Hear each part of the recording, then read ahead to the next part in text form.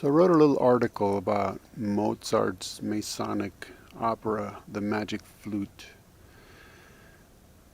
And I'll put a link to it, but I thought I'd mention a few key points, mostly through quotations, because if you get a chance to see the opera, which you can actually rent as it was made into a movie, there is obvious Masonic elements in it. If you are familiar with Freemasonry, you'll definitely pick some of those out right away, especially as the movie progresses. At one point, Johann Wolfgang von Goethe, who is a Freemason, spoke about the opera, stating, "It is enough that the crowd would find pleasure in seeing the spectacle. At the same time, its high significance will not escape the initiates." So those on the inside will understand what's really going on in the opera and its hidden meanings, as it were. You'll also find that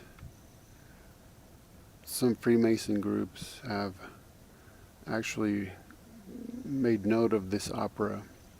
You can find it on some Freemason websites. For example, the Grand Freemason Lodge of British Columbia and Yukon posted the following on their website.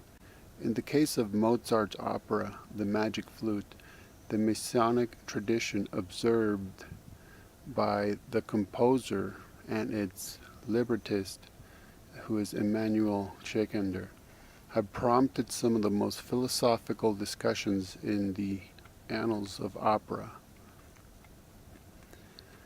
And what's interesting too is there's a character called the Queen of the Night. And it's fascinating because this opera has been performed for many, many decades now, as it actually premiered in 1791. And whenever you find images such as those you're seeing in this video of the Queen of the Night, regardless of when the opera was performed, somehow she always ends up in the poses of either Baphomet or Azima, which are highly occult symbols. So somehow, whether it's modern movies, modern operas, or old ones, someone always, for some reason and somehow, knows how to pose her in this very particular pose. It's amazing. So look into it and read the article. It's kind of interesting. It touches upon Freemasonry's code of silence, as it were, their oath to keep secrets.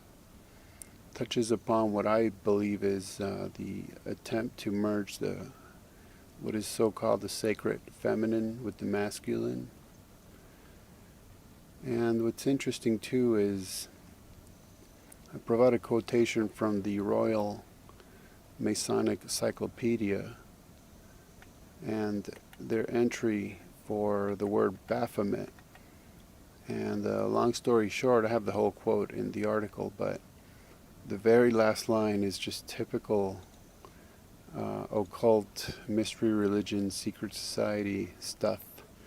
It says, "More cannot be said here without improperly revealing what we are bound to heal, conceal, and never reveal."